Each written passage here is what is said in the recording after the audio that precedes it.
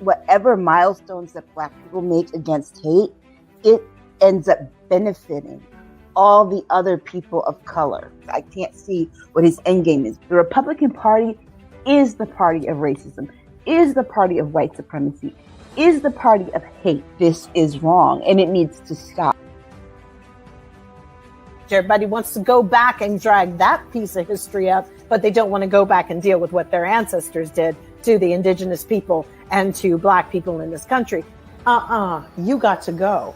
And you got billionaires talking about going to space and Jeff Bezos. Go! Never come back. I hope you get lost. This man has lost his mind. Boom! Come on, girlfriend!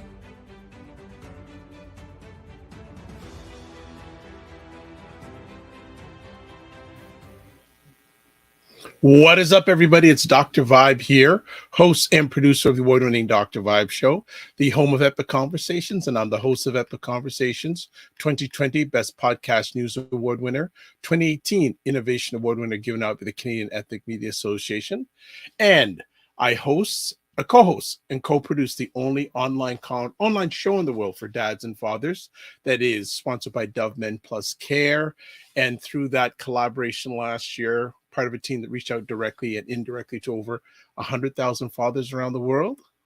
And as always, I'd like to say you're blessed, highly favored, a magnet for miracles, and a solution for someone's problem. We're broadcasting live on August 21st.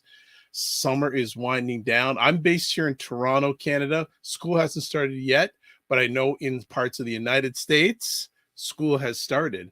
And that's where the stars are tonight. I'm just fodder. The stars are up, and it's called State of Things with Aisha and Jill, and also our special friend, Laura Lalaki. What's going on, ladies? What's cracking? What's firing? I think the question is what's not. Right. Exactly. Yikes. Well, I tell you, it's nonstop. And Aisha, your mic is on mute, so I don't know. Let's see. Oh yeah, that's because you left it on during the promo, so I hit it. No. I tried to turn it off. You're hard on me now. Easy. And we can see her lovely face this week. Yes. Unlike she was shadowing us last week, but everything's good. What's been going on, ladies? How's things been? Good, just enjoying this summer nor'easter that I keep reading about in Fox News. It's like not happening. I know. I wanted to gosh. It's like, are you serious? Like a summer nor'easter, it's gonna rain like it snows, and it's like one day it rained for like an hour. That was it, and then the next day it rained for like maybe 2 hours, and it was like almost as dry. It dried up almost as quickly as it came, and I'm still waiting for the nor'easter. I'm like, again, that damn I think we got it down here in Florida. It was bad. But a true nor'easter, there's no such thing as a summer nor'easter because it's a specific winter storm. That's the part that got me. It was like there was no snow. But people on Fox are just stupid, even the weather people. That shows you how dumb they are. They're just dumb-dumbs. Dumb. Yeah, I was like laughing there. And they got it. You know, the way that they do these things, they got it such that it's like trending all week. And I keep looking out all week. I'm like, nope, another sunny day. It's sunny. Wow. Just to terrorize people. Yeah. Let's shout out some friends and family. Tila says, how dare y'all look so great on my big screen. She's supposed to take a picture of us on that screen, right? I think, did she send it to me? You know what, Tila, can you do it again? I think you may have sent me one, but I don't know so if you can take another one, we'd love that. And Will Key says, hey, Will Key. It's my honey bunny. I know. Okay. The same name. All right. And Green Eyed Little Baby says, hello. How you doing? So, is that Will? I haven't seen Jen yet, but Will, you've you've leveled your life up with Lala. Yeah. Lala's a level up in Will's life. I'm going to speak for you there. And if you get mad at me, I'm in Toronto, so come after me, all right? Come get me. Okay, Lala, what is the Sunday shirt? What's the Sunday shirt today? Is a good day to have a good day. Nice. Because that is what you make it. You can walk around and be mad and angry all day, or you can decide to make it a good day and make it a good day for somebody else. That's true. Not Love bad. It. Wig Maniacs, hello, Wig Maniac. Wig Maniac, thank you for retweeting the posts last week. I very much appreciate it.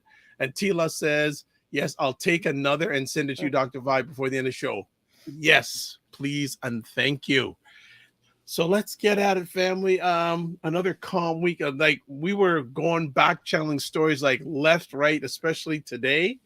And like, there's some things we're leaving off. Oh, look, Green Eyed Little Baby says, we'll raid you. We ain't letting you cross the border. Sorry. That's We ain't letting you, which is actually a little funny story. I did actually take a trip to the States about 2 months ago to Cleveland.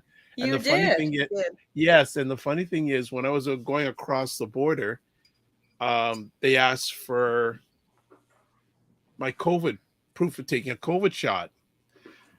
Try to bring it up on my phone. They block the internet at the border. What? Oh, do they? So well, I couldn't access it. My internet on my I couldn't access my data plan or anything. Wow. So all of us had to go into a separate place and wait and show our stuff. So you know what's not to change, but they've been doing some weird stuff at the border. A friend of mine flew in from Germany with his daughter, and if I told you how invasive they were about asking how much money he had in the bank, where let's see your bank account, which he had to show them his bank account. How long are you staying? Is this your real daughter?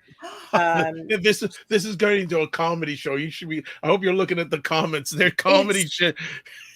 So offensive. What's going on? And I don't think they're telling us everybody what the hell is what they're doing. I know that. So Will says, I love you, Will, already. And you know this? Leveled up. All right. Leveled up. And Green Eyed says, I'm from Florida. You can't keep me out. No, those are the ones, the Floridians are the ones that you kind of want to look. As far as I'm concerned, if we could just take, like, if there was like a long enough knife to cut off that swath of the country. And Texas. Florida, yeah, from Florida through Just Texas. let me get out first. Yeah, I was going to say that about let Lala get out first. Yeah. Get out first.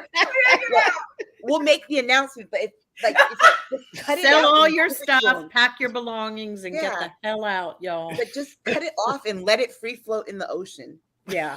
But don't They worry, happy? it's going to sink anyway. They'd be happy. But joking aside now, Jill, I've been reading some reports lately that California is in a little bit like it's not a safe land place out there. Like they're saying it's gonna, I don't know. It's really not. For There are years, like, tons. Being in California was real going estate, to- I get the reports of where all the fault lines are. Every deal I do, I have to get a natural hazards report. And it's not very safe. And the thing is, we haven't had a really, really bad one there since Northridge. 90s. Yeah. So it's coming. And even while we were there for 13 years and I only felt one rolling. Right. And it's long overdue. Last year there was a really bad one that was kind of messed up. But don't forget, though, the worst fault line in America is not the San Andreas, though. It's smack dab in the middle of Oklahoma and Texas, and it runs all the way up the middle. And if we look at I think there were a few prophecies about that one being a big one. Mm-hmm. That if that one snaps, all right, let's get to it, because apocalyptic. All the families here for us to talk politics. Yes. So let's stop. So just a few more hellos. Bush Boogie, You're new. All right. Cinema Canella, hello. Green-Eyed says, LOL, I'm a sister. And Green-Eyed also says, don't cut me out, LOL. We won't do that. All right, family, let's get it, because you want to hear the ladies' takes on some things that are go on, as we say. So first conversation piece. Yes, Mick Mulvaney says he saw 45 ripped documents in half. I'm over these people. I know. Let me tell you, like, why are they on TV? And why didn't you say something when you saw it? You know, this hindsight shit. I'm sorry, I'm over the hindsight stuff. All so this, true. Oh, we did, but now we need it. No, where were you when it was happening? Yeah. You know, you're just as guilty. You saw it. You didn't report it. You thought you were in a safe place. And now that you're feeling like, oh, things are shaking, you're going to say something. No, right. I hold you accountable. Right. That's self-preservation. It's self-preservation at this point. He's saying it because guess what? The FBI called him. He's saying it. All these people are saying things because they got the phone call, the warrant, the subpoena, whatever, but they know they're going to have to come in and testify about something that has to do with these papers and how he took things from the White House that he wasn't supposed to take. There's going to be a lot of them just lining up to run their mouth. It's something worth paying a little bit of attention to, because the drip, drip, drip of the truth is going to come like that, not the floodgate that we all wish it would. And it's only going to come out because people have this vested interest in staying out of jail. What I don't like is that the people who are allowing these people to be on their shows are taking no direct stance without any integrity, and they're not even challenging them on what they're accountable for as well, and how much they contributed to this environment, because Trump wasn't working in a silo. He had many, many people enabling and helping to foster this cancer and to continue with the malignancy that was going on. So I really take issue with only one that I've seen really go to task with people that have since come forward like, well, I don't know, I tried to say, has been Ari Melber. But the other ones, they just and they're like, well, what do you think happened? Like this DeWitt woman, nitwit on the Saturday weekends and whatever. But I can't believe, with all integrity, or even just anybody who's having a show and bringing somebody on, how could you sit there and just allow it to go on? Like, what kind of a nut job are you to just sit there and go as if it's just the status quo, right? I'd have to be like, yo, what you didn't help Mick, or whatever the hell your name is, Yeah. And I got to agree with Jill on the fact that this yellow journalism that's going around, where everyone, it makes me really disgusted with my field, because it's like, hey, where are the questions that get to the heart of what's going on? Ask the right questions. Stop with these softballing things. I miss Tim Russer. He would ask those complicated questions. It's like CNN. We had this back conversation about how CNN is really moving in this center right direction. So because they think it's being fair and balanced.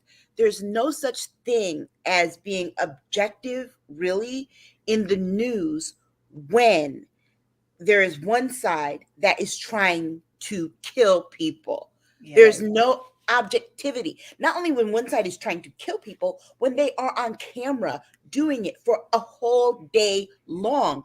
Yeah. Objectivity out the window. We're talking about people's lives and protecting people. Not only did these people do this January 6th thing, guess what? Those same fuckers are trying to get in your state houses. They're trying to get into Congress. You can't softball the questions. You can't treat them like regular candidates, because they're not regular candidates. They're insane. They are crazy people. They want to do harm. They want to control. They want complete and total and utter white supremacy in this country that is browning, and they are stopping at nothing to get it. Because And they're like keeping them alive when we'd Yeah. already thrown them and they had become toast. They're Right. like this is like toast. Have you ever had toast the second day? I mean, it's like, ugh. Like that's what all this is to me. These bitches are toast and they are actually putting them back on the burner and warming and heating this shit up again. And I'm like, no, this dude, Mick Mulvaney and all of them, they're done to me. We don't need to, they should be coming into an electric chair, sitting down and get shocked every single time they lie again. Exactly. Like and journalists, I'm sorry, it's not just these people too, these journalists. Absolutely. With these Yes. books. Yeah. If you had the information, why did you withhold it for us until you publish a book? When we could do something, release that information, when we could do something about it by voting people out. Don't hold it until after the thing that you want to happen, so your book has a crescendo, happens. Thank you. And then be like, oh, well, here's the warning now. Too late for us to do anything. I know it. Way past due. You know how long it takes to write them books? Are you kidding It does me? take They a know while. all this information. Trust me, Let me tell you, I have literary clients. It took Alan Leeds 1 full year from the time we did the contract to the release of the book. Okay, Wow. So and it's taking me 6. right, I may never get it done. This is how long they're holding on to information. ABC. I can't. I'm really bad. The worst. It's like I'm writing with Marjorie Taylor Greene's toes. I will tell you. Oh, At some point, look, at some point, I will get to say to Joe, "I told you so." We could have been done this.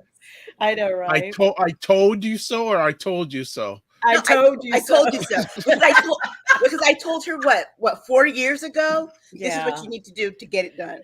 I mean, it's a lot of work. It's a I mean, process. it's definitely a process, and it's just what's crazy is I don't know if many of you have seen lately. I kind of like troll Marsha Blackburn, where senator from hell, Tennessee, hell, same place. I have been putting this kind of weird pumpkin head up there that always says play Misty for me. So I don't know if many of you know there was a movie with Clint Eastwood. Wait, was it Clint Eastwood back in the day? And he used to be like somebody was a radio DJ in this thing, or a radio, and she would always call in and say, play Misty for me.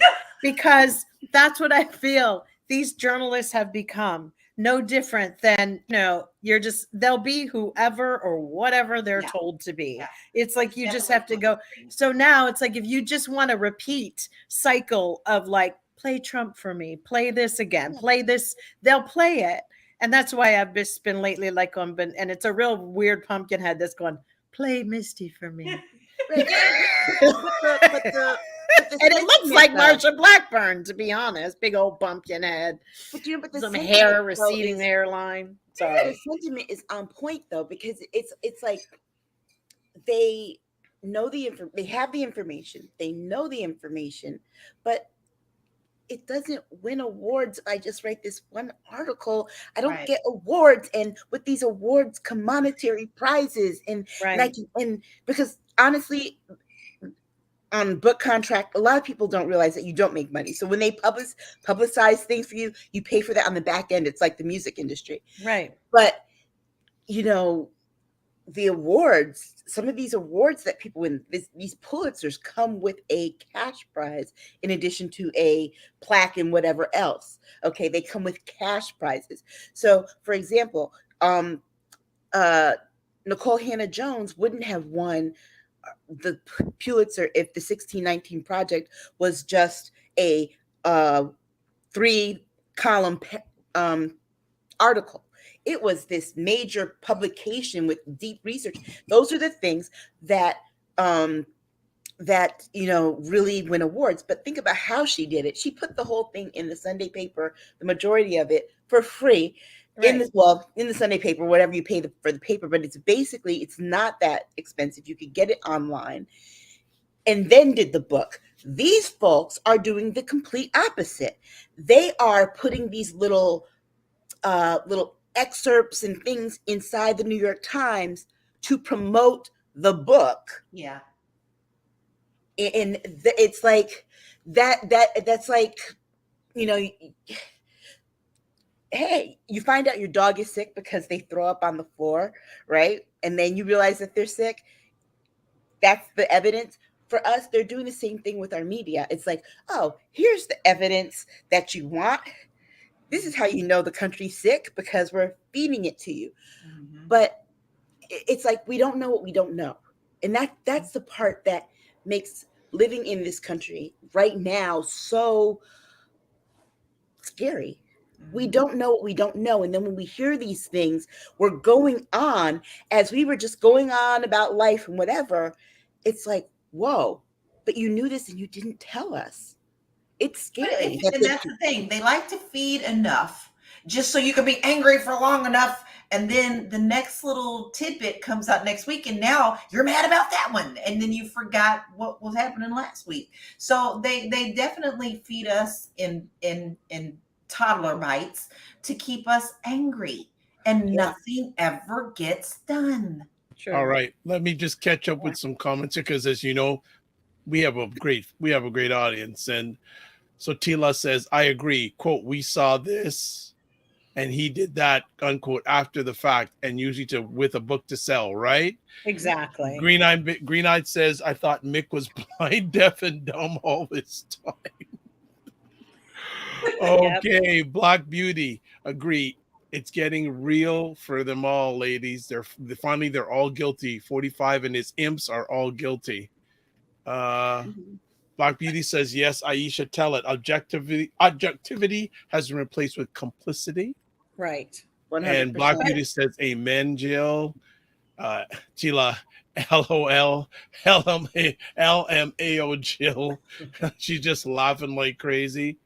And you're saying, Black Beauty, yes, it was Play Mystery for me with Clint Eastwood, LOL, Jill. Oh my gosh. All right. You know what's really strange, though? One thing that I just want to make a note of, or we should all really think about it. Haven't you noticed how generic the people are becoming, the news media people? Like, there are no stars anymore either. Like, you won't, in about a year or 10 years, I do not believe it will just, they don't have a presence. So an Ari Melber or an Anderson Cooper, they're not going to exist, because these people buying into these media loops are just looking for bitches to broadcast and say what they want them to say, sort of like state TV. That is scary. They have no personalities. They're not stars. They're not star journalists, and nor are they trying to be. That's what's even more disturbing, Aisha. When they're pulling people out who aren't journalists to begin with, and they're actors. They're failed actors who can't even get a fucking Bear commercial, or you're not going to have the longevity that you did with the Barbara Walters. As an ambient actor. Right. These are people who can't even be a background person in a movie or a TV show. But you're not going to have the longevity of a Barbara Walters, Diane Sawyer. No, because they don't want to create Peter Jennings, because they don't allow that. But and they can control the narrative that way. And also, when you don't give power, when you don't give power, you won't give money. So the power and the money stays very, very low capped, and they will be beaten to death. We will all be in submission to guess who, in our new feudal system, where everybody is sucking the asshole of a billionaire, who are the most boring people in the fucking world, are rich people. Dull. Too many of them in one room. You want to go jump out of the window, and they just like to fuck with everybody else who's, a regular Joe, because they know they're not interested. Everybody wants to be influencers, and that's what they're doing. They're just doing it on TV. Everybody wants to be this big influencer. They want, come and be my affiliate. I've got. And even that's controlled. And it's no different. There's no substance there. No. And we got to talk about corporate media as well, because remember, now all of these things are owned by there's only conglomerations that have a number of stakeholders. Whereas, for example, you all didn't know who Gayle King was until she got to CBS and just knew her as Oprah's friend for a while. Mm-hmm. I've known her most of my life because she did local news here. Right. So it's the celebrities aren't locally grown anymore either. The new celebrities aren't locally grown and have to really, like, the last one I can tell you who is like that is Craig Melvin, because Craig Melvin used to do local news in South Carolina, and now he's gone up that thing to now he's doing the Today Show. But the rest of them, I agree with Jill. The rest of them, no, they're hiring for quick personalities that fit to the day, and they will have no it. leverage. If you get a chance, any of you watch. I think it's Vice has a show called The Dark Side of the 90s, and they have one specifically on the morning show Rivals, and they talk about how it evolved from the very first morning show in the news and people, and it shows you how it's moved from that, where they built personalities, they put different people together, then this competition that they've been in like the last 25 years, it's like the people are just siphoning through because they can't get the ratings right. But they don't want people to have power anymore. So you have a situation where they literally destroyed Matt Lauer. See, I don't buy that bullshit of his story, because I've known too many women in the business during that time who wanted to be there. And all these like, he did this to me. I really know that shit has happened. But at the same time, I know there are many women who this was a takedown beyond by it was a mission. This takedown was to prevent that medium level connection between the lower classes and the upper classes. Because if you had a Barbara Walters sitting in the middle, or a Mike Wallace, or even a Matt Lauer, with the power that they had over a public, what happens is those were your go-tos. If there really were crazy shit things going on, they could get on a network and they could alert people like, hey, this is utter bullshit, and people would have listened. But what they did was they took down every iconic personality in every industry. Harvey Weinstein, whatever. But I got to tell you, I've heard about some bitches who are on the roll call for the LA trial that have talked to people and said that, they're just going to get paid. They're going to get their coins. Yeah. So, that was maybe hearsay, but truly these bitches who troll around here in California that will never see a film set, let alone the closest they'll get to a movie is maybe watching Netflix. But there is a denial in part of this whole Me Too thing. But the Me Too thing, it just broke down the structure, the infrastructure of what we had. And it's taking away the power. Okay. And unfortunately, we're only going to have billionaires overseeing everyone like kings and fiefdoms and kings and queens. I'm gonna bring the conversation back as we strayed away from the ripping of documents. What impact, if any, do you think? Is this a minor thing, major thing? It's right now. I can be honest with you. It's major, but it's minor until he tells us, or at least the FBI and the DOJ, what documents did you see him rip up? How did he get those documents in his hand to rip up? What did you do when you saw him rip up such documents? Did you hand it to him? And after he was out of office and there was no threat to you, why did you not tell anyone that he had done this to documents? Because the thing is, Mick Mulvaney has just talked himself into a case. They're going to come after him. If you guess what, you know what? If you drive a car and you're sitting outside, you drive someone somewhere, you're sitting outside in the car waiting for them to come back, and they shoot and kill someone, you are going to jail. Period. Right. Especially if you wait for him to come back out and give him a ride. Green Knight says exactly. So, we've got an added topic that I'm going to put in here just a moment. But Sarah from Ottawa, who's an incredible journalist up in Ottawa, she said Tim Russert was a gold standard. He was surely missed. Yeah. But she also has a question for all of you, so I'm going to put up on the screen. Her question is, how come there haven't been more lawsuits against the Tuckdoms and other Fox agitators? Well, it depends on what they've said. There's certain, our libel and slander laws are very specific. For example, the Dominion voting machines maker, they're suing Fox News. They're suing those people individually because of the lies that they spread about the voting machines. But for remember Tucker Carlson and all them, they don't purport to be journalists. They purport It's entertainment. To be opinion. They're right. They're entertainment and they're opinion actors, right? Mm-hmm. So basically what they're saying is opinion. And in this country, freedom of speech allows you to say your opinion. No one can sue you for your opinion. However, it is when your opinion becomes direction. And that's the difference between with the people on Fox News versus these suits about these suits from the January 6 people suing Trump, saying that, well, he told us to do this. Mm. So that is the difference. It's a nuance that makes it's difficult to explain because it just shouldn't happen on a news network. Yeah, but they should be told to say for entertainment purposes only. And exactly. There should be something that says it's a disclaimer because they make everybody do it on YouTube and all the other platforms. But you know why they get you're saying something on YouTube, you have to go for entertainment purposes only. But like, you know why they get away with it? Because they have a certain proportion of their program that is actually direct news. True, but it costs that's the only way that they get away with it.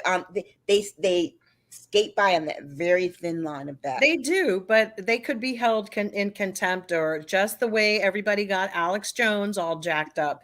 But it took years and it took so much money for those families and the strength and the integrity of those attorneys who were defending those families. I don't know if it's pro bono or how they're doing it, but you guys gotta, you know how many years, 10 years, 15 years they've been like trying this stuff.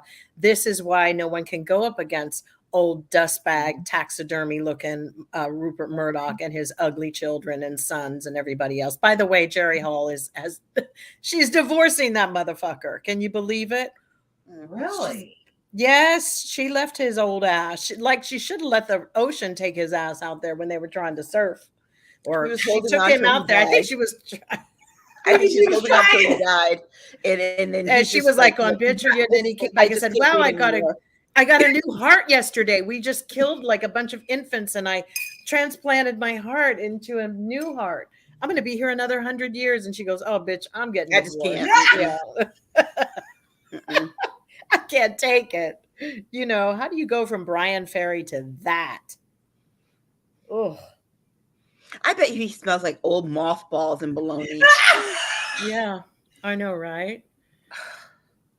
Okay, silicone. Like we have these silicone ice cube trays, and my husband hates the thing of silicone because after a while, if you're using it for all these things, it stinks. It starts to pick up an odor of like frost or it's something. And we've thrown out many things that are silicone based because we're trying to save the planet, right? But at the same time, it's like, oh my God, this shit stinks. I just, whatever. So yeah.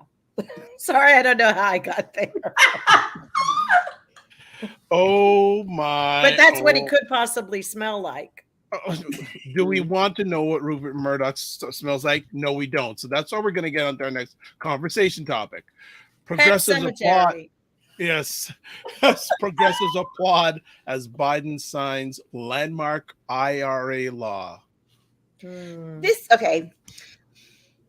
I propose this topic because I have a problem. Uh-oh. This, and I've been thinking about it and I've been writing through it. So this was a really good week, this signature legislation. But Democrats missed the messaging point. It's Every time there's a success, there's an accomplishment, they miss the messaging part and they screw it all up. Now, I'll tell you this, part of my job, we've been invested in this IRA. And so I started circulating on our social media all the different fact sheets they have about the different populations it's going to help. They've got state by state guides with regard to climate, state by state guides with regard to health. They have a fact sheet that says the IRA by the numbers, and it tells you how much money will go everywhere. They have one, the IRA on environmental justice, how Black communities will benefit, how Latino communities will benefit. They're doing the AAPI one. I know they've got Middle Eastern one coming through. They did the Native and Indigenous communities. They did youth. They did, I think LGBTQ is coming, but they're not sharing it the way that would get people to look at it. I think we got more likes and stuff from ours than the White House did when they did their one little tweet. And it's like, oh, they're missing. They're dropping the ball. They're dropping the ball. And it's going to be the detriment in the elections, this period. Let me tell you, if these people would pay me to do their messaging, it's like I sat and I wrote this down literally. If you are a woman, they hate you. If you are Indigenous First Nation, they want to keep your land and your ancestors' remains from you. If you are Black, they want to enslave and kill you. If you are a child, they let other people kill you at school and make it easier for them to get the AR-15s to do so. If you are Latino, they want to separate your families. If you're an immigrant, they want to deport you. If you're LGBTQ, they want to erase you. If you're AAPI, they ignore you. If you aren't Christian, they want to indoctrinate you. If you are poor, they say pull yourself up by your bootstraps, then steal your boots and the straps. If you're old, they take away your Medicare and Social Security. In other words, your money. If you're pregnant, they take away your choices. If you work, they don't want to pay or insure you. If you are in the government, they want to overthrow you. If you are in the press, they want to silence you. If you vote, they want to disenfranchise you. If you teach, they want you to distort history. If you are Middle Eastern, North African, or Islamic, they call you a terrorist. When they are the real terrorists, they do all of these horrific things. Vote them out, period. That would be my ad. That would be a hell of an ad. But the question is, exactly. Hell of an ad. But the question is, we're seeing things in this midterm election that no matter what we tell them, they still voting in these idiots now. This is why Liz lost her position. They don't. We'll get to Liz in a moment, but I just thought I think I'm going to make a suggestion for the Democratic Party or for your president, Mr. Biden. I have on the screen your next press secretary and your next communications director. The two people on the top half of our, you two. Oh, yes. Because what's her face? I've said it from the beginning that Jean-Philippe Pierre, whatever her name is, she just is not doing it. No. And I did give her a chance, and I'm just like, girl, no banana. Look, that took me, that took me 10 minutes on my couch last night when I was so angry. Okay, right. It's not that complicated, girl. Come on. You know, these women out here trying to raise little babies and keep these jobs and be like, whatever, I'm gonna, do this. And then you've got Joe Biden running around like Captain Save-A-Ho, like I'm gonna just appoint this one to this job and this one and give her a break. I feel like they're doing it at random, and they need to find people who are just qualified. I mean, we cannot keep appeasing the peanut gallery all the time. She just looks like she's tired. Don't they have a toddler or something that they're raising? It's like, and what happened to Pete Buttigieg? Let's just be freaking honest. That bitch went and had adopted two kids or whatever. And we ain't heard traffic signals or nothing from him. Isn't that what he was, a traffic guy? Yep. It's like, what a disappointment some of them have become. And I'm telling you, this watering down of personalities is kind of creepy to me. They don't have personalities, right? Very, very cookie cutter. But you know, I gotta say this. That part doesn't bother me because we just came off of a 4.5-year ride that still won't seem to No, I end. think it should of bother us when you you don't feel any relevance. You feel like they just suddenly got the paycheck of their lives and suddenly went, woof, I get I So- get, I mean, I get that go part, buy a house. but for me, Okay, in terms so- of personality, I think what I'm saying is that I kind of don't want one of the reasons we got Trump was because people were saying that Hillary Clinton lacked personality. No, but you can't I change what the I mean, I public get has what you're asked saying, for. but I want people to hear that My part. thing is, let's not ignore what the masses of this nation clearly want. Because if they didn't want it, he wouldn't still be popular if there was another personality even bigger. You can't take that away. When it goes away, I'm telling you, Yeah, but it won't go away until personality, though. That kind of it's personality doing really well in America. It's doing really Thriving. well.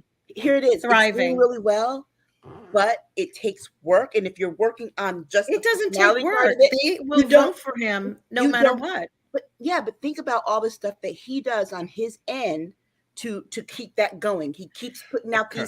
these things, and I mean, But because he's the the other reason side why is- he Mnuchin did could no go work on as TV. president. But He he's did the all his reason work on why- the personality part. But he's the reason why his base can go on these television shows, because when you have a leader like let's say a John Gotti, when you have somebody who is, hell, even when I worked for Prince, walking into a room, there's just a certain edge on your shoulder, on your sleeve, when you're even associated with somebody who rolls like that. Same with Puffy, with all of those people. It's called just being like in proximity. And it is an addiction too. People get off on it. And another thing is audiences respond to it. Right. We can't get all that. just be down home. No, but I know that, and I get that. My whole thing Jen is- Psaki had personality. Yeah. She knew exactly who she was. This other one's the wrong girl for the job. I get that. And here's the thing, as a communications person, you're supposed to have personality. You're supposed to have charisma. But the people who actually do the work behind you, you don't want them to have that, because that takes a lot of work. To be honest, there are days where I'm just like, ugh, I've been on camera all week. I don't feel like being on camera. Oh. And I don't even feel like being seen. So Oh. because it's so much work to keep that personality Okay. going. But I mean, people who do the nuts and bolts work, you don't want them Yeah, to but have- that's the difference. It's not an act. I'm talking about authentic people. One thing about Donald Trump, he is Donald Trump 24/7. There's no go home, let me have a bunch of beers and watch TV, and then I'll put on this suit and be somebody else. No. This is somebody where it is the moment. It is about feeling the moment and being that personality. Who gives a shit? These people are approaching politics and serving people like it's a 9 to 5. It is not. It is like if you're a police officer, in my mind, yes, it is. I've often said people walk away like they're going to, it's a 9 to 5 and I'm off the clock. To a degree you are, but when you choose jobs that are supposed to put you above the fray and have a standard to your life, we're talking about it being 24/7. When you stand for something, these jobs coming in and being treated like, oh, I'll just be the press secretary, bitch, no, at least no. You make me uncomfortable that you're sharing information that I don't feel you even know what you're talking about. That's a All right, crazy feeling. I'm going to jump in here. So Aisha, you probably, I don't know how much you know of this IRA. I actually know quite a bit about it, because okay, what are some of the positive attributes of this from your lens? Definitely the healthcare cap at $2,000. Particularly, they couldn't get the insulin part in. For me, that was difficult. But my mother has noticed that our state, for example, has taken some of that off the hands of people her age and older. But there's a $2,000 cap where, for example, no one can charge you more than $2,000 for a medication. In one go, in one sitting. Yeah. Well, who the hell can pay? No. I mean, paying $2,000. That's just one of the things. My sister. Wait for one prescription? One prescription. Yeah, my sister's what do you call it? The organ organ rejection Oh, medications. but this is a win. This is I'm yes, sorry. yes. Now this is we a know. win Well, because it's they not. can't charge you more for. They can't charge you more for it. Who Now, the what your fuck would be insurance able to? covers, Already, I get it, that but gives you- high. but it gives your insurance. It gives your What insurance about people who more don't room- have insurance? more room to negotiate. What about people who don't have insurance? But guess what? They couldn't even negotiate on that. They couldn't negotiate. I'm period. sorry, it's It not a allows for win. negotiation. That's bullshit. It's not a win. So, for example, I know my insurance, when they go with these higher ends of medications, the pharmaceutical people, they want to negotiate on the higher end. My insurance company wants to negotiate on the lower end, but they come somewhere in the middle that usually ends up closer to the higher end.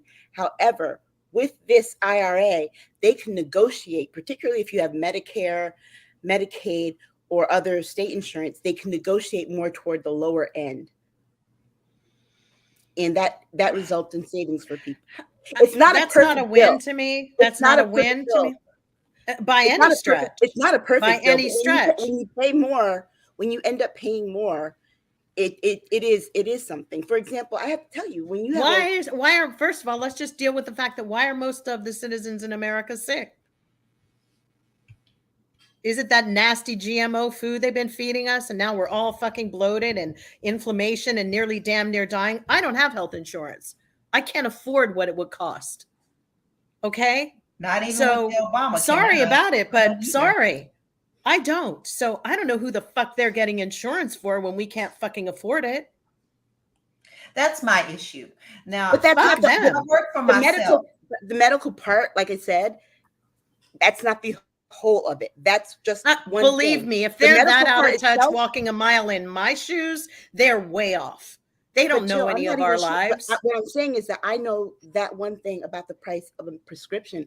I don't know about the complete limit. Oh, I know the price of a prescription. One of my No. prescriptions was What I'm saying is $800. I don't know the complete and limit I don't in the take it. bill. That's why I don't know the I don't complete take limit it. in the bill because I haven't read the full 500 pages on the health part.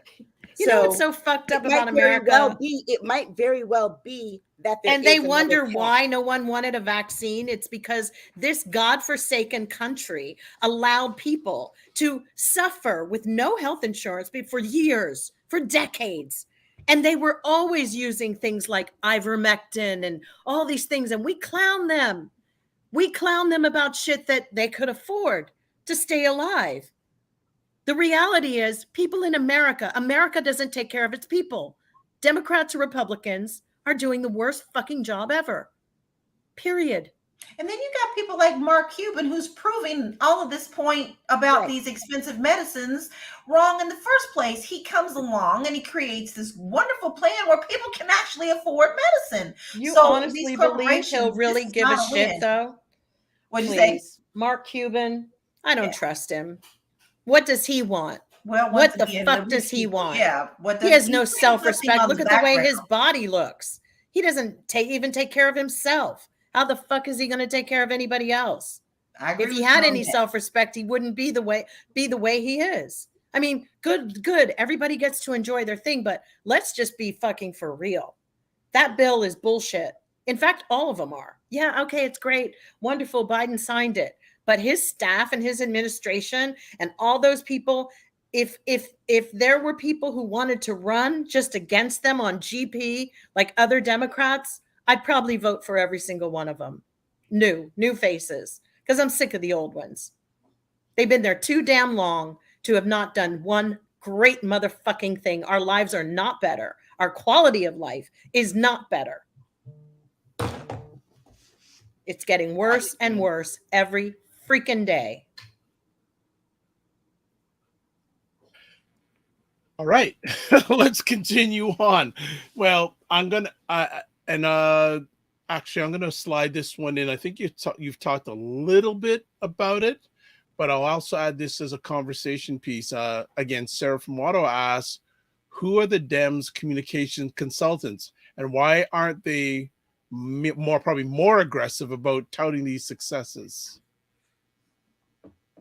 Well, that's the problem. That's the problem that I was saying in the very beginning. It's the messaging how they do the messaging is terrible. And you have to remember that the actual messaging comes from there's the DCC, which has the chair of the DCC is a member of Congress, and then there's the DNC, and that's Jamie Harrison. And the DNC usually is their job is to be responsible for the messaging that goes out to the country about the Democratic platform, and they just miss it every time. It's one of those things where they have these successes, but what they're afraid to do is talk about the social parts of things. They want to deal with the financial part of it, but they're not dealing with the social part of it. And that's where Republicans are right now, and Republican voters are right now, where Republicans aren't talking about the money. They're not talking about the policies and things that might be taken away from you. They're talking about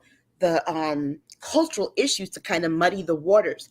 And so Dems try and counter that with, oh, well, we'll reduce your taxes, we'll do this and this and this, when they really need to be fighting on the social issues. So why aren't they more aggressive about touting these successes? Because right now people want to talk about the social issues, and Dems just aren't meeting the mark.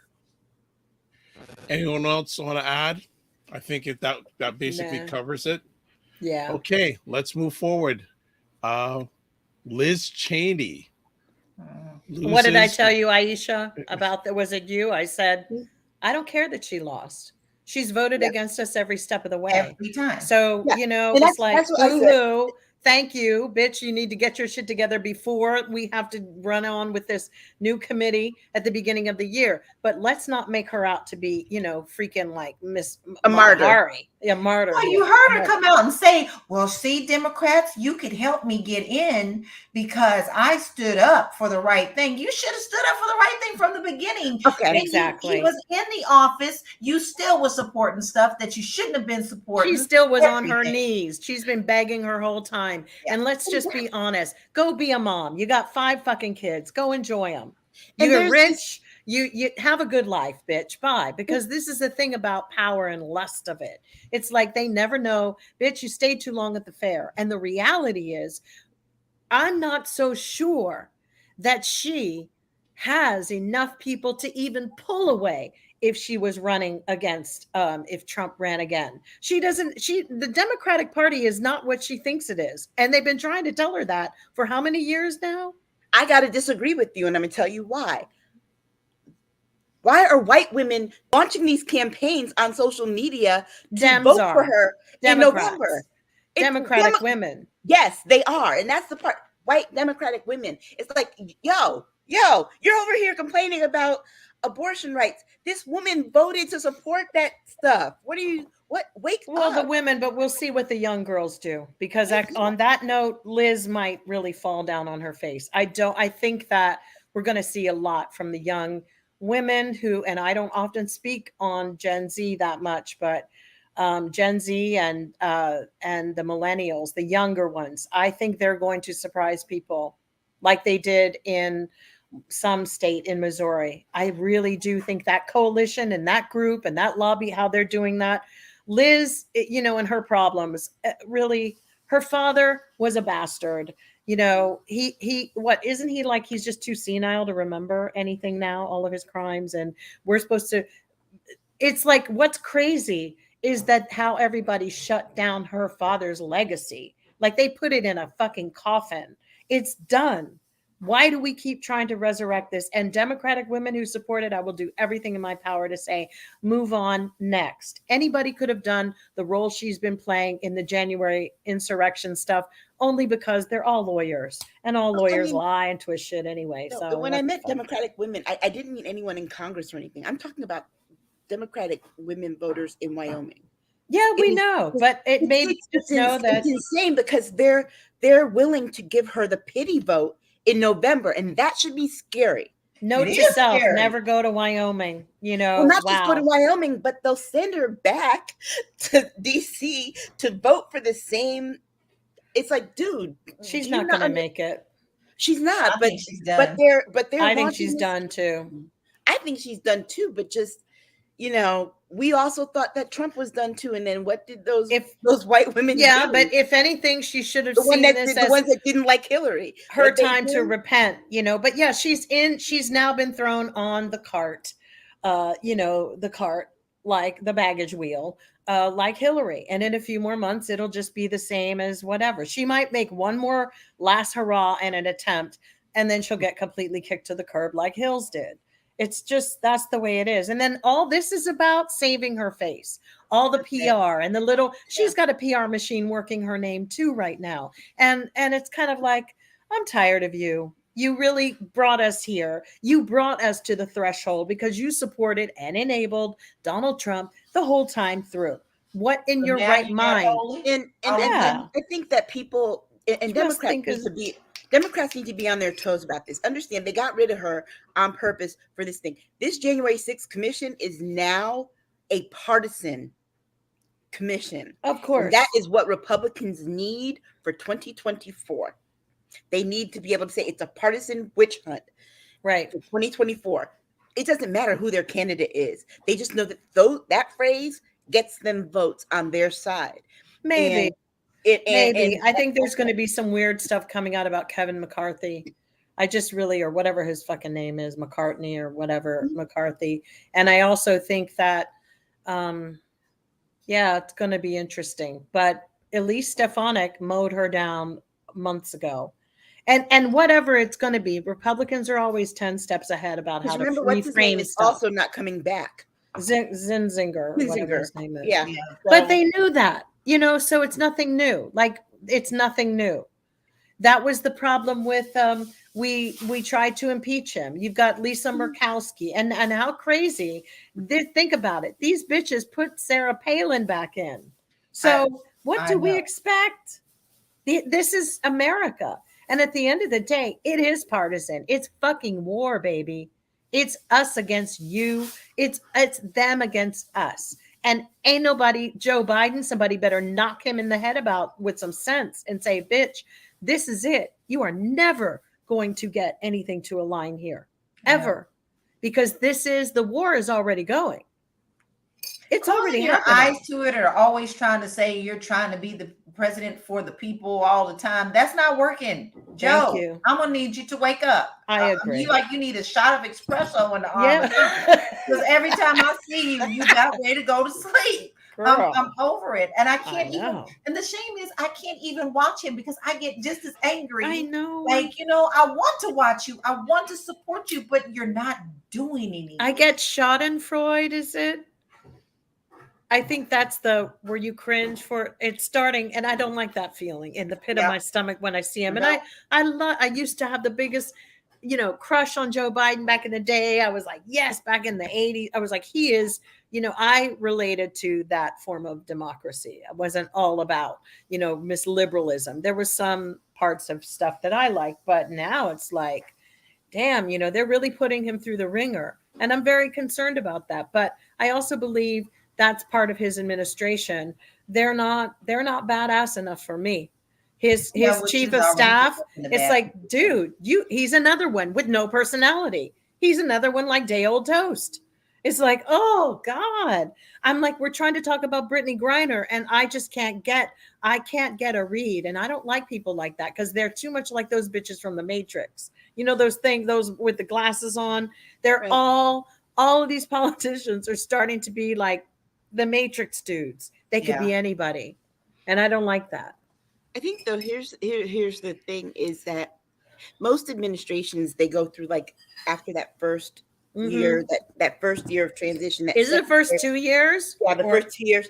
After like around the second year, people tend to drop off. Okay, cool. After October and stuff. Don't you think he needs a different chief of staff? But I think it's time for him to start doing that with his people. Yes. However, I think coming in with a bunch of boring people was what people were asking for because of the Trump show. Maybe. So we got to keep that in mind. However, now that that's over and it's been transitioned, now people need to start dropping off like they normally would. Like, for example, Simone Sanders knew when to bow out. She was there just through transition and to make sure things were on right and just and bow out, because that's what she does. That's what, that's the kind of role that she takes on. And most people understood that. Jen Psaki, she was there to get through the COVID part of it mostly. And then we always knew she was leaving, because she said that when she went in. Some of these other folks, though, don't know how to kind of, hey. I think that because the world has been exposed to shows like fictional shows like West Wing and all these other things, there is a way that it has sort of skewed the way American people want to see their White House being run. And, even if you just take the testing from those TV shows, how Martin Sheen's character always registered very high. And these are very, very long running shows. If you look at what they liked about it, that's the Americana audience read. It's just so obvious, and it's right there. And they do like a little bit of badassery. They just do. But they also and what's her face? When we see a Black woman go up and have the press thing, who are we all wanting to see? Olivia Pope and her people. Because it's fresh in our minds. We want girlfriend. I hate to say but it. Isn't that the thing with the reality is not like I know that. But we know reality based upon, we've seen Van Jones having conversations and been like, this bitch was actually hired to work in the White House. God damn. I should have applied. And he was also fired. He was also fired. He was. Yes, he was. But that's the whole thing, that you're sitting there like going, wait a minute, don't tell me that this shit is that basic. There's usually a lot and of that's a shocker. You know it because it's something you grew up in. But there's a lot of turnover in White Houses, but not as much as there was with the last administration. That's what some 600 to 800 people. Yeah, but it was so weird. But to go through around, just jump off when you get to the rail circle. One of the craziest moments I remember was Donald Trump. Had Attorney General. We had 3 different Attorney Generals in 3 months. Yeah, one of them looked like the Keebler elf. I don't even remember his name. Yeah, and then we had the one that what that was looked his like name? Mr. Clean. Yeah. Remember the other one? We did, yeah. And then the what? The Keebler elf and Mr. Clean. Session? We had that's who it was. I we swear. always said he looked like the Keebler elf. He did, yeah. And but the really crazy part, what I remember, where Trump does the old slap and stroke method, which anybody who's had that happen to them in a relationship with somebody or at work or whatever, was when he slapped and stroked the White House, where he said, basically it was a ghetto and it was beneath him to live there. I mean, that was a huge turning point, to be the snobbery of what's her face, I can't stand it here. It's this, it's that. There's roaches. He degraded it. Do you all remember? He specifically came out and said that. And there is a method where he basically stripped away every belief system that people felt about this prominent house, right? Yes. That slaves died to build, right? Yes. He took it all the way down to that moment was as powerful as if he had lit a match to the building. And they have had no respect for it ever since. And I think if the man went on TV and ripped the Constitution up in front of Steve Mnuchin and wiped his nasty ass on it, they would have all sat there. And that's basically what he did anyway. Yes. So that metaphor of I saw him rip papers up, Steve Mnuchin, you basically saw that bitch of a man that you called a president shit all over everything and rip up the paper. And if he asked you to eat it, you would have. You probably did, actually. Though that's kind of like people's perception of Yale, and they come to New Haven. Oh, Mick Mulvaney. Sorry, not Steve Mnuchin. Yes. Mick Mulvaney. Yeah. They're all the same. They're all the same. Okay. All right. Let's move forward. Another Giuliani as targeted at Fulton election case. Rudy's back. I don't know why he thinks he has options. Dude, target means an arrest is imminent. Okay. I listen to the lawyers on MSNBC talking about what it means when a person is a target. It means the arrest is forthcoming. Did they say that? Yes, they said that is the prosecutor letting his attorney know to get your client ready because they're going to be arrested. Tell them they are a target.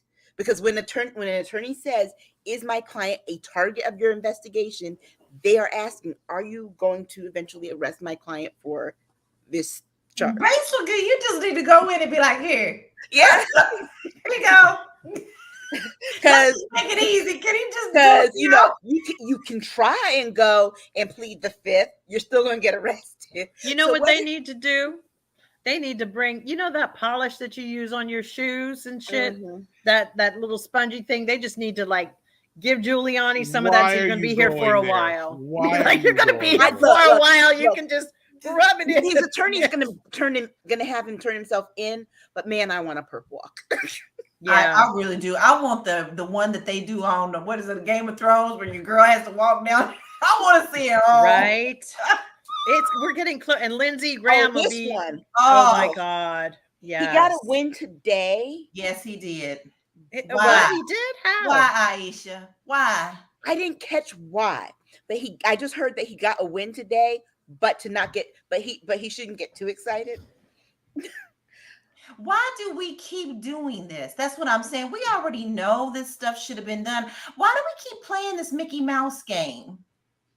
That's what angers me more than anything. And then that's why I'm at the point where I ain't even looking at the news today, because here's the thing.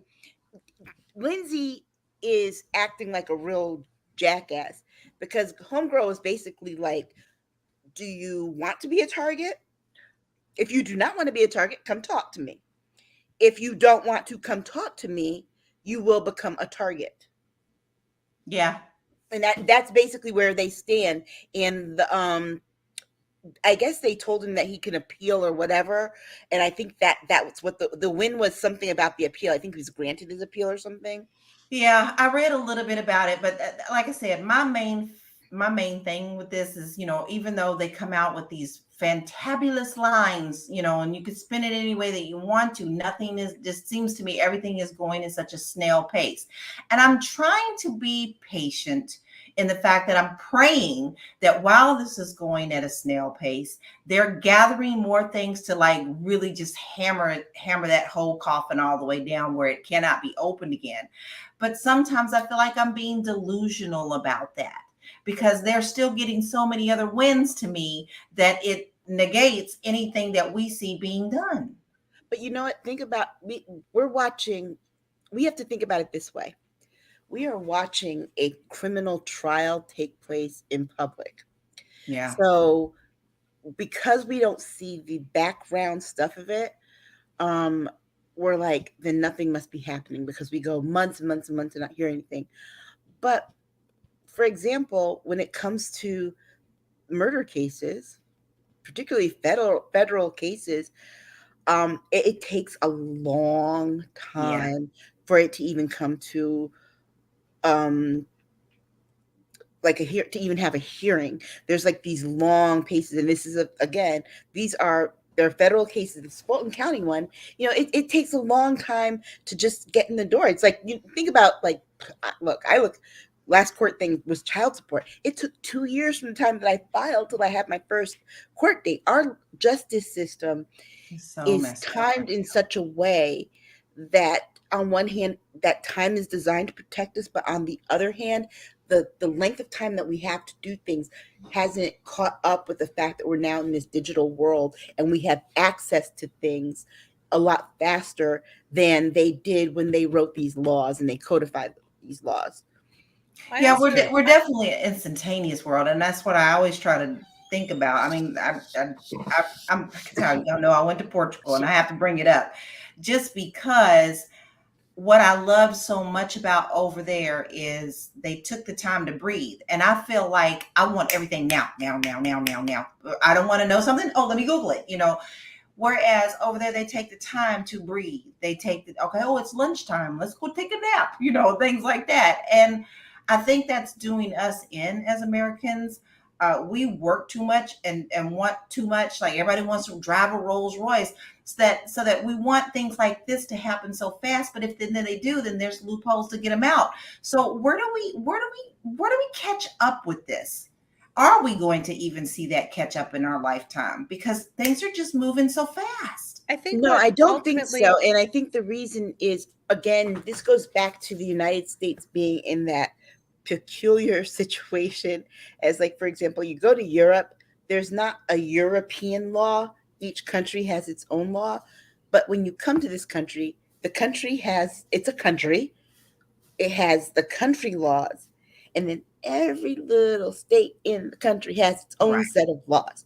And Right. so even if the federal laws were to advance a lot more toward the digital and the speed to catch up, the federal laws would still lag behind. Mm. And that is the thing. And remember that the federal laws only get enacted when the state laws become unconstitutional. And that becomes, that's our downfall. I mean, we don't have just one system of government in this country. We've got what? Well, that's why the country's going to fail. I mean, the reality is it's going down. And, I keep suggesting to people, find your way out of here and find another optional place to live, especially if you're a person of color. I do not think this place will exist for people of color. And unfortunately, if this place does go, I don't feel that anywhere in the world will support anybody who's people of color. Not really. I feel that, shackles is what everybody's headed for, or your grandchildren. I really do. I don't think that there's that there's a quality in people anymore, integrity, certain jobs or certain lifestyles that require authority. When a country doesn't want any authority and just whatever it is, it's like we're standing on the precipice of something very, very dark. Because you do need authority measures and authority figures. But we've gotten to the place where, nobody wants it and everybody's upset, or this one or that one. And, I just read about the law in New York where if you witness a crime, your name as a witness goes to the defense. So if it's a mad drug dealer that you saw and witnessed a crime, your name goes to the defense before the trial. And the reason for that is because progressives thought, oh, everybody needs a fair fucking trial. Do they? Maybe that small town Joe who knew how to keep his stuff, and on that level, that's just some common sense stuff. Everybody's got too damn much to say about things. Absolutely not. But that's why you're seeing more crimes too, especially in certain cities. That was Cuomo's bright idea. The thing is that, and appeasing progressives, just because of what? So then you don't get testimony, and then criminals get let back out on the streets. Because all that's starting to happen is people are not. We might as well be, headed up. God only knows where that's going to get us. And, our recall for Gascon failed here. I wanted that motherfucker out so badly. You have no idea. And here he is. He's stuck. He's the worst guy we've ever had. It's awful. And that's progressives. When everybody, the other day, someone was telling me about, not to get too far off the track, about my belief about, cisgendered women and trans women being able to have a conversation about, some women are feeling that rights have been leapfrogged over for cis women. And we've jumped right into the trans world, and Black women in particular are spearheading that, when every feminist organization as Black women or feminists, Black feminists, have spearheaded so much and carry so much and have not seen their due. We don't have equal pay. We don't have a lot of things. We don't have health insurance. We don't have health care for our kids. We don't have a lot. And so now we're going to go and deal with men who want to wear dresses and high heels. And I'm not trying to say that in a disparaging way, but I do feel that some of us as Black feminists are being left behind. And it's a conversation that needs to be had. It does. So it just has to be, because it's creating all of this division, and we're all lugging everybody forward. But when I look at this bill Biden passed and everything, we're still not being served. And we still, for our reparations, they have a thing here for Black people to possibly get the reparations. You've got to be able to go back to identify the slave who came here. Have you all tried that? It's really difficult. All When right. your slave relative was maybe named, That's right. The name's changed. something, yeah. I just sort of jump in real quick because our conversation is going all around the place. So Sarah from Ottawa asks, if there are receipts that Lindsay broke the law, why is the justice system being so soft with him? Why is what? If there are receipts that Lindsay broke the law, Lindsey Graham, why is the justice system being so soft with him? Because like with any court case, the first thing they really want is the person to confess. Right. It makes it that much easier to get through the legal system. If somebody confesses to a crime, do you know how quickly those court cases go by? They go by very fast. So that's the first thing they want to do. The other thing too is that they need to know if they pursue this case about Trump, can they flip him? Lindsay's going to have to reveal his hand now. Now that he gets this appeal, he has to reveal his hand. He also, and this is the thing about discovery, is that he has to start to let the prosecutor see some of the cards. And that's what he wants to avoid. Okay. All right. And also, and remember, some of those cards are going to lead directly to Trump. Mm-hmm. Why aren't there federal elections under federal jurisdiction in the U.S. like they are in Canada? Aisha? Because we weren't set up that way. We have the state laws. Yeah, they never set up. They never set it up that way. They always put the elections under local jurisdictions because the local people always operate them. Remember, it's local taxes that fund elections. So the facilities that where you go to vote and all of those things are paid by local taxes, not federal taxes. Now you would think, and also too, you got to keep in mind with our system that our statewide elections and things and citywide elections, those things happen much more frequently than our presidential elections, which occur every 4 years. Mm-hmm. So you would think that the federal government would at least want to oversee the federal election. But that is one of those things that did not get into the original Voting Rights Act, I believe, when King and everyone else presented it to Johnson because they knew they wouldn't get that to pass. Okay. This country was finished the day the towers came down. This was when it really seeped in that we had enemies after it, and they had a plan. And it came from, we know where that came from. And it's been working, and it's been in the works for a very long time. Okay. Let's move to our next conversation piece. Black therapists fired Doc's campaign by Black women for advocating Black men to get therapy. Speaking in general from her professional experience. Aisha, you brought this information. So I was watching, I saw the videos. There's this woman who happens to be a Black therapist. She's actually a TikTok. She has a TikTok account. She does TikTok videos. And she was talking just really in general about relationships between Black men and women. She was responding to a comment that someone made. And they didn't like her delivery of it because she was talking street. She was talking because it was just her personal TikTok account. She said, in my practice as a therapist, I have seen these kinds of dynamics. She's describing dynamics, not specific people, not specific relationships or whatever, but there were Black women who didn't appreciate her speaking in general about Black men getting therapy, one, and then two, they didn't like her delivery. So it started with this one journalist, but they went and they doxed her for that TikTok video, and she got fired. And she did a follow-up where she talked about being fired. And she delivered it the same way that she delivered the other one. But the thing to me was that, why do we do this to each other? Yeah. Well, what was she saying?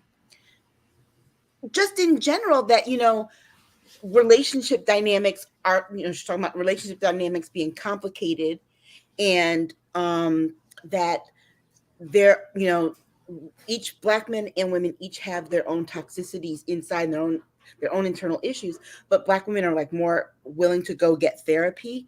And most of her clients, she said, she's like, I've happened to work in facilities and places where I've worked with a lot of Black male clients on therapy. And this is the kind of dynamic that I see with these men when they talk about their relationships with Black women. That is what she basically was talking about. I think she basically decided that she didn't want to be professional and wanted to be a TikTok psychiatrist. See, there's a time and a place for it. I personally, why would you do that on a freaking Instagram or that? I mean, like, honestly, I don't understand that. I look at it this way. Here's the thing. I say what I say on this show, not representing myself in my job, but I will sometimes say, well, we've been working on this and relate it to something that we're talking to because the actual work itself. I don't give specifics. How would I feel if somebody did that to me? Just because you're dealing with people who are coming to you with mental health issues, who are in a fragile state of mind. And even if you give an example, but she didn't give examples. But I think it goes into as someone who had a mental health therapist license, if that's the case, then you should not expect therapists to talk in public and give any public speeches, because when you start talking about dynamics and things in general, she didn't say. I heard the video that you sent, but I didn't think she was very professional. I thought it was that was my problem. I didn't believe. I was like, that should not be a reason, but that's not a reason to dox her. You don't like. It is not. I didn't care for her delivery either. I thought it was. I'm like, okay, the language, all that stuff. I didn't care for her delivery. I was really shocked. But I was like, is this what it's come to for even therapists now? Mm-hmm. Fuck it. I'll just go home and like read a self-help book. I'll never go to it. This is what the future is. There's no point in doxing her. Well, she's on social media. I mean, we do it every time we come online. I mean, it is the risk you take. And I don't see that any different than and this may be off, but this is the best example I can see. I mean, we see people like Joe Rogan and all those people coming on social media, and we all cried, oh God, get him off. Yes. And it's trickling down to everything that we do. The cancel culture, whenever. Do I believe that they went after her unjustified? I feel like they did. Right. But you know what? You put yourself out there, sister, and this is the new world. This is how it works now. If you don't want that to happen, then you need to be able to take the consequences. Should she have lost her job? No. I don't agree she should have. But this is how we're living now. Yeah. And if you want to do it for the big wigs, you can expect that it's going to happen for people like you and me. If she had her own practice, fine. But it seemed like she was collecting a check from whatever, and that's where the problem is. So now don't think that people come on and look at something that I've done and it can reflect on everybody that knows me. Some of the shit I say. I'm sure of that. However, I think that at her workplace, the NDA thing that you sign, those papers that you signed for therapists specifically, that's kind of stuff when you are representing yourself and you're speaking for yourself and you speak in general terms, your contract does not prevent you for that. And I think that's the reason for. I don't think they're allowing NDAs. That's actually in court at the moment. That whole thing about allowing NDAs with labor laws. But right now, it's not so much. There was one part of it got won in court somewhere and set precedents, and they're going into the next. I forget. We talked about. But the NDA is not for work practices. It's what any person will sign as a therapist. Period. Because it's not so much. There are work policies, and those are NDA. I would hate to see my therapist talking and leaving like I've seen dynamics with men and women and bloop-de-bloop, because 9 times out of 10 there's somebody that she referenced who probably felt that she was directly using their story. I mean, it opens up another thing to be said. Like, it is definitely free speech, but she didn't use names. But But they do it anyway. I mean, you get the other side of it too, is that she didn't use names. She didn't use specific situations in public. Your therapist, they're your therapist. Some of your therapists are talking behind your back. Period. Yeah, but I'm saying if you get caught doing it, you actually are in trouble. That's not supposed to be done. And the reality is, I wouldn't fuck around with people who had mental problems, period. I wouldn't take it. Like, I just wouldn't do it. You know, hell no. That is wrong. It's just wrong. There's an ethical thing behind it. Come back on you either. Because I'm gonna tell you right now, for me though, the bigger issue was that it was the way it was Black women doxing her that really was the issue I took. Are we sure they were Black women, or was it? Yes, they were. It was very obvious, but also there are articles that followed up about it, specifically stating that it started with a Black journalist, a Black female journalist, who did the doxing and getting people to circulate the article. But the whole thing is doxing is wrong. She should have lost her account and probably will. She should have lost her job. Yes. And she probably still can. Journalists should not dox. Then that's for that. Yes, even she should. You don't dox or put somebody in harm's way just for that crazy patient who's going to be like, is that me? Yeah, I tell you this. I think that as Black women, we have enough problems, period, when it comes to work. The issue I struggled with this whole thing, and this is why I brought it up, was I myself have made it a point that I don't go to Black women's supervisors when they're white. If someone's like rude or whatever, I try not to do that, because I wonder how that ends up. I'll give you an example. I was in the store. I was in Bed Bath & Beyond the other day. I went to buy a heating blanket. Yes, a heating blanket in the summer, but I went to buy a heating blanket. And the girl didn't know where anything was. And she was kind of flippant. She's like, well, if we have, what is a heating blanket? I don't know what a heating blanket is. I don't know what you're talking about. If we have it, it's over there. And it was very flippant about it. And I was like, I could report this behavior because right now this has me wanting to walk out, but I really want that heating blanket. And I saw the general manager, who was white male, and I didn't say anything to him. I knew the assistant manager, who was a Black male, and he asked, and I had walked by him, said hi, and he asked me, is everything okay? I said, I didn't want to say it to the other manager, but I'll tell you, you probably should have somebody in the front who knows where things are and a little bit more courteous to people, because I think that in some ways, I've known what it's like when your white supervisors are quick to, people go to your supervisors and they come to you and just how they can be. And I want to lessen that for other Black women. So as a practice, I don't do that. I might talk to them later or write a little note and drop it by them to let them know, look, I see you and this is how you were. I didn't tell your boss, but just overlook it. But there's just that's a thankless job to be in. I'm going to tell whoever I have to. That's not what I'm here for. I don't believe we do anybody any favors, because there is a real reality right now. There are many people who don't want to work and don't take their jobs seriously. I mean, I can't do that. I know we're like, I don't know. That's why I shop online.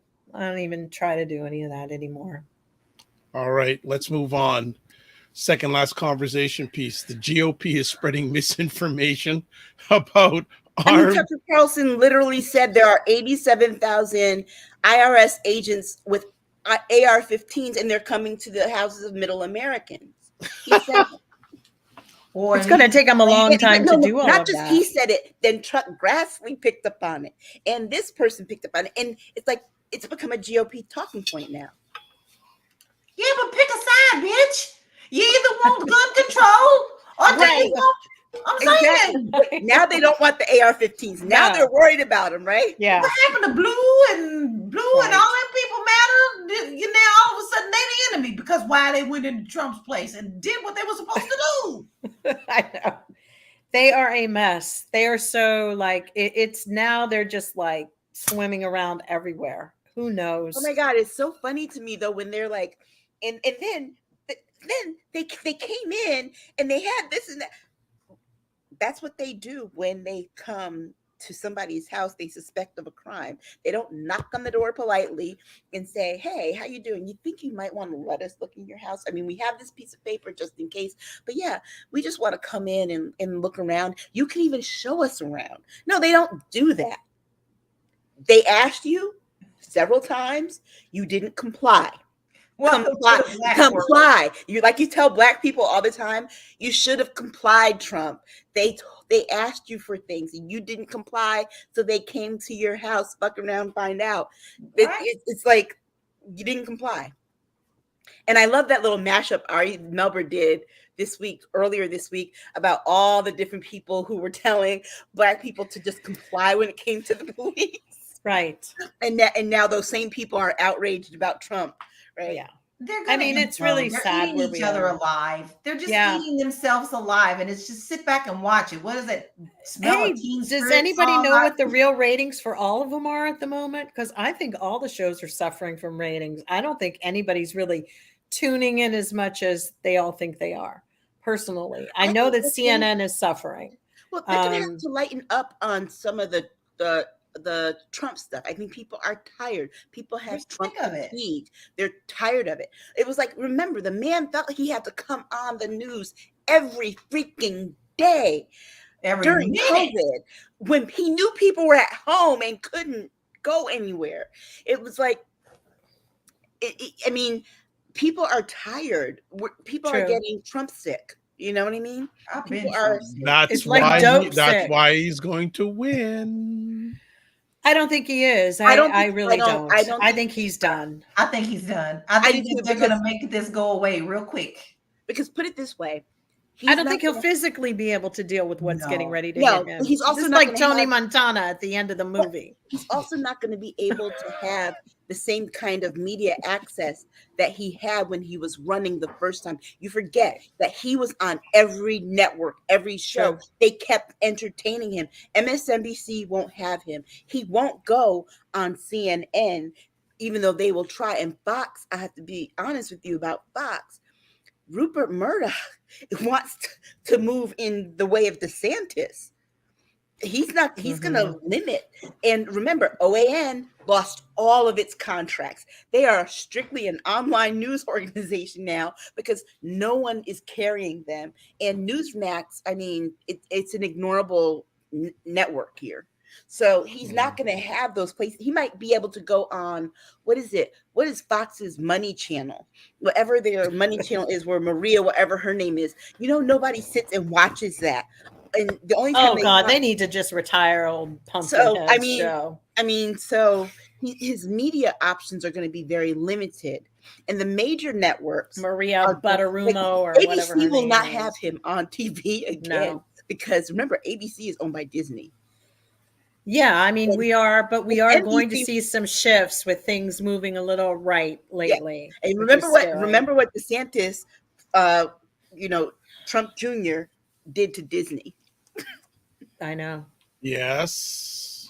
I do remember that. Yes, okay. We're winding it down. Why is Free R. Kelly trending? I didn't know it was trending. It's not so much a topic. It really is just a question that I have because every day that I go on Twitter, at some point I see this. It's not on mine. It must be the algorithms capturing you, which I'm fascinated by. Which I am too, because I don't like R. Kelly. It must be people that you're following. You're kind of in that loop because I'm not getting anything about R. Kelly. When I look, not just my trending for you, when I go under, because I also go through the different topics. When I go to the entertainment topic, I see it. Maybe and they get it trending pretty high, and I can't understand why this is happening. It's like, aren't we done here? Well, you do know, like when you're watching, like you're streaming something on television, it's gotten to the point now where they can isolate the ads directly to, like you and I could both be watching YouTube TV. Yeah. and the commercial comes, whichever the commercial is, and I'm going to see That's something different targeted than to you. you Yeah, are. It's targeted on always your preference. targeted. Yeah. So Yeah. that's how Yeah. scary this shit is, in Yeah. such a, and so invasive. Yes. So I will say the best ad that just came on recently was DuckDuckGo. And I've used that now as my primary browser because it is the one where basically they can't really track you on it too much. You Well, limit a lot of the It does limit. advertising. I've And they been have a using great it, yeah. advertising Yeah. campaign right now using Sting song. well, Every breath you take. I'm a step up from that. I use probably one of the best browsers, and I'm not getting paid. There's a browser called Brave. It blocks everything. Brave. Yes, the Brave Okay. browser. Yes, and basically, so when I use it, for example, when I log into my Gmail and stuff, Mm-hmm. it has me in a location in Germany, and I Oh, am not nice, located in nice, nice, Germany. nice. Yes. So it totally gives me. It's almost I'm anonymous online on any sites that I use with the Brave browser. Nice. Oh, that's really good to know. But yeah, I mean, with R. Kelly and all of that, there are still a few people in this milieu. And don't forget those bots. These artists have Yeah. companies that get paid to buy these bots to keep their names even relevant. I mean, how much am I going to have to hear about Amber Heard and Johnny Depp? I mean, it's like it Yeah. just catches a wave because of capitalism. Yeah. People have figured out how to pimp people and make money off of them. Yeah. Even that's the sickest thing. Capitalism is the reason we're all here. Everybody will pimp anybody and everybody. And that's the thing for me. It's like it's sick. It's like Mhm. you're scrolling down, all of a sudden you see this, and you just have this visceral, gross reaction about. It's tragic It triggers what me. we've become. Those things trigger me, and I'm just going to be Yeah, very me honest. too. As a sexual abuse survivor, those things I have to be very, very careful about. I may be okay one time, but if I see it another time, I may not be okay. True. So anything with Cosby or R. Kelly or all that stuff, it like I have a pit in my stomach right now with us just talking about it. It just makes me want to throw up.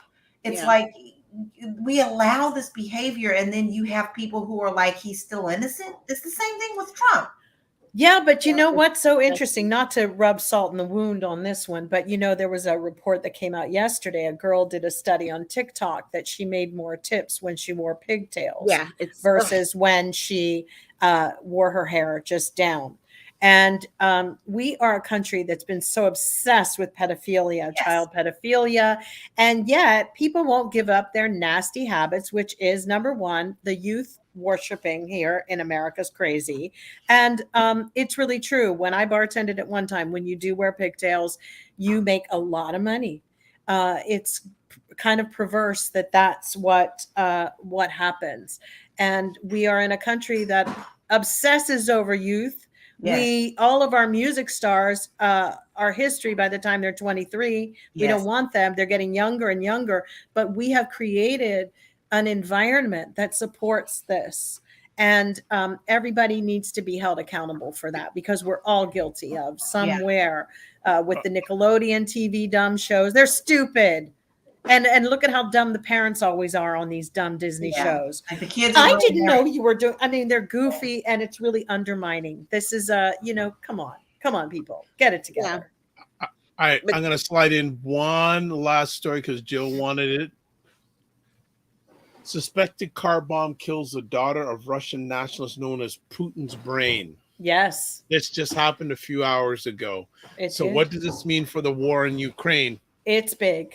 It's really big. Some KGB, FSB or KGB, old style guys there's a couple parallel stories going. Some believe Putin may have created it as a kind of false flag in order to go and do what he wants to really do in Kyiv. Ukraine has denied anything to do with this because what happened is Alexander Dugin, who is Putin's Rasputin, we've talked about him many times on this show for years now. He is very instrumental in Putin's big interest in the Ukraine and the strategy behind this whole thing. So they were giving a speech. It was in Moscow, actually, and they were driving back from this speech or lecture that Dugin was giving. And Dugin decided at the last minute to go into a different car. And his daughter was in another car, and the car blew up with the daughter. So they say, I mean, we don't even know if it's true at this point. At this point, is it a false flag? There's so much craziness going on at the moment in that whole situation about people being real and not real and whatever. So it's really hard to even feel some kind of, it would be terrible and tragic if that happened to anybody, but so that will be interesting to see what, in fact, we do know. What is the retaliation that Russia is going to have for Ukraine? So that's why this is just after that. It was reported that the Russian soldiers were trading supplies with Ukrainians for vodka. Yeah. Wow, I missed that one. Yes. Okay. Oh. Well, I think we'll be certainly hearing more about this story on next week's edition of State of Things, Aisha and Jill. It is terrible when families, the war is a tragic thing, and I just can't condone any war. I just think of all the lives lost, that it's just senseless and needless. And I can't believe it's 2022 and men, the patriarchy, have not figured out how to resolve things without this conflict. I really think it's disgusting. It's really horrible to say that we've gotten this far, and men in the patriarchy, look at what they've done to the world. They've ruined it, every little bit of it. On that note, we are done. Another episode of State of Things with Aisha and Jill, with our friend from the before Jill cuts off the state from Florida, before Jill comes with her saw to just, and also I got to fit one of that was Aisha wanted to cut it off. I was just along for the ride. Just a lifeboat or something. And I've got to remember who else is in Florida of our family. Rena. Yes. So we'll make sure before the cut happens, we rescue them.